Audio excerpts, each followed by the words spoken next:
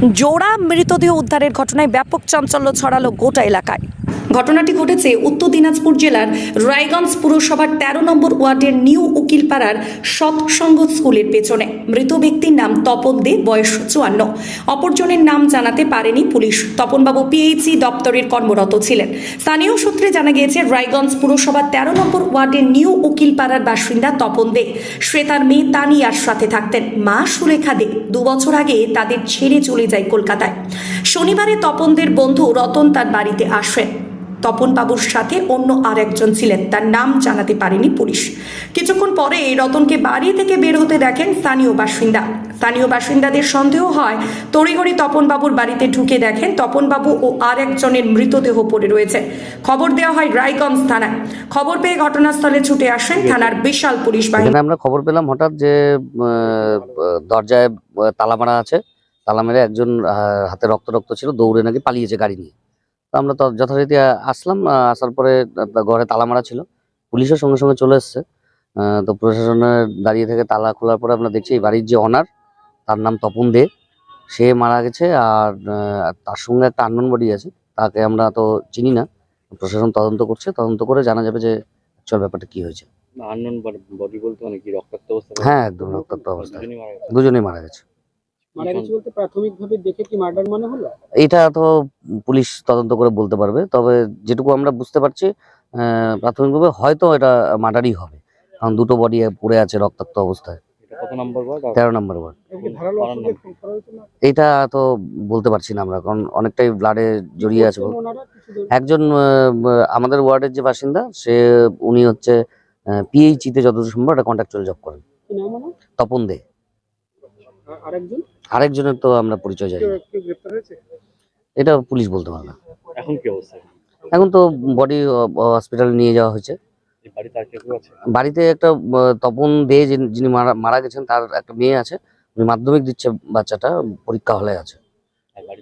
বাড়িতে আর কেউ নেই, ওনার ওয়াইফ অনেকদিন আগেই ডিভোর্স হয়ে গেছে। মৃতদেহ দুটি উদ্ধার করে ময়না তদন্তের জন্য রায়গঞ্জ গভর্নমেন্ট ও মেডিকেল কলেজ হাসপাতালের মর্গে পাঠানো হয়। এই ঘটনায় একজনকে আটক করেছে পুলিশ। কিছুক্ষণের পরে ছুটে আসেন রায়গঞ্জ জেলার অতিরিক্ত পুলিশ সুপার ডেন্ডুপ শেরোপা। এই ঘটনায় রতনকে আটক করেছে রায়গঞ্জ থানার পুলিশ। ঘটনার তদন্ত শুরু করেছে রায়গঞ্জ থানার পুলিশ। আপনি যতটুকু জানেন। আচ্ছা, আজকে সকালে আমরা খবর পেলাম কি ওয়ার্ড নম্বর 13 এখানে দুটো বডি আছে বলে ভিতরে। তো এখন বাড়িতে ভেতরে ঢোকা গেল, তখন দেখা গেল কি দুটো বডি আছে, সাসপেক্টেড মার্ডার আছে। আর একজন সোর্স মাধ্যমে একজন সাসপেক্টে আমরা ধরেছি, ওটাকে আটক করা হয়েছে, ইনভেস্টিগেশন চলছে। Investigation is on. নাম পাওয়া গেছে যারা মারা গেছে তাদের নাম? যে বাড়ি মালিক আছেন উনি তপন দে। আরেকজন যে আছে ওনার এখন অব্দি আইডেন্টিফিকেশন হয়নি, আইডেন্টিফিকেশন হয়ে যাবে। এরা কি পূর্ব পরিচিত বলে মনে হচ্ছে? হ্যাঁ, মনে হচ্ছে। এখন ইনভেস্টিগেশন চলছে, পরে আমরা ডিটেলস দিতে পারবো। আটক করা হয়েছে একজন সাসপেক্টকে আটক করা হয়েছে। কি কারণে হয়ে থাকতে পারে কি মনে হচ্ছে? ইনভেস্টিগেশন চলছে, পরে বলা হবে। এটা এখনই কোনো কিছু পাওয়া গেছে, কোনো আর্মস বা কিছু বা ধারালো অস্ত্র? না, এখন যে সাসপেক্টে ধরা হয়েছে, আমরা এটা পরে ডিটেলস দিতে পারবো। কোনো মোটিভ কিছু বোঝা গেল?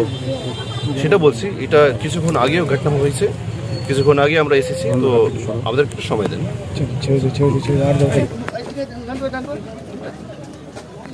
কি হয়েছে এখানে? ওয়ার্ড নম্বর 13 রায়গঞ্জ পিএস সিলিন্ডারে মুখটা নামা একটু। এখানে আমরা খবর পেলাম কি বাড়ির ভিতরে কোনো বডি আছে বলে, সম্ভবত ডেড বডি। তো যখন ভিতরে ঢোকা গেল, তখন দেখা গেল কি এখানে দুটো ডেড বডি রয়েছে। তো সম্ভবত মার্ডার আছে হয়তো। আমরা সোর্স মাধ্যমে একটা সাসপেক্টে ধরেছি, ওটাকে আটক করা হয়েছে, আর ইন্টারোগেশন চলছে। মানে কি দিয়ে ওদেরকে মারা হয়েছে সেটা আমরা এখন বলতে পারছি না। এখন পোস্টমর্টমের জন্য গিয়েছে বডিটা, তারপরে বলা। পরিচয় জানা গেল?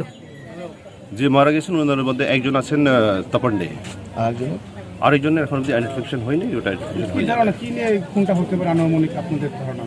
সেটা ইন্টারোগেশন চলছে, পরে বলা হবে। একজন সাসপেক্টকে আমরা ডিটেইন করেছি। এখন কোনো আর্মস পাওয়া গেছে? ঘরের ভেতরে কোনো আর্মস পাওয়া গেছে? এখন সার্চ চলছে, এখন আমাদের ইন্টারোগেশন চলছে। স্যার, কি অনুমান হচ্ছে মোটামুটি কি কারণে হতে পারে এটা?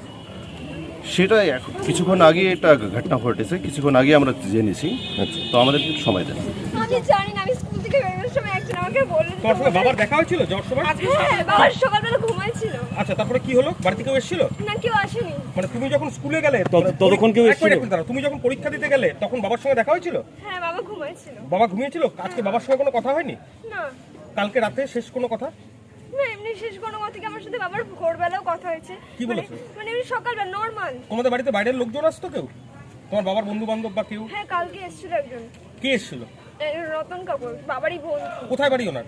দেবীনগর। উনি কি রাত্রে বাড়িতে ছিলেন? না, বাড়িতে ছিলেন না, এমনি এসেছিলেন। কি কথা হয়েছে সেটা তো আমি জানি না। আচ্ছা, ওটা তোমার বাবা বাড়িতে কাকু কি মাঝে মাঝে আসতেন? না, আগে আসতেন, তো এখন আস্তে আস্তে বন্ধ করে দেয়। কালকে এসেছিল। উনি কি বাবার বন্ধু না কাজের সূত্রে? কাজের সূত্র থেকেই বন্ধু। আচ্ছা, আর তোমার মা তো ওখানে থাকেন না? আচ্ছা, তোমার মার সঙ্গে বাবার কোনো সমস্যা হয়েছে নাকি? হ্যাঁ। মানে সেটা নিয়ে বাইরের কোনো কিছু ব্যাপার আছে? না, ওনার বাবা মায়ের মধ্যেই এমনি, কিন্তু তো বাবা মায়ের মধ্যে কথা হতো প্রায়। তোমাদের বাড়িতে আরো কেউ আসতো বাইরের লোকজন? না, আর হচ্ছে আরেকজন আসতো, জেঠু। ওনার নাম হচ্ছে তপন রায়। তোমার বাবার সঙ্গে কারো কোনো গন্ডগোল ছিল গোলমাল? অনেকের সাথেই ছিল টাকা পয়সা নিয়ে। সেটা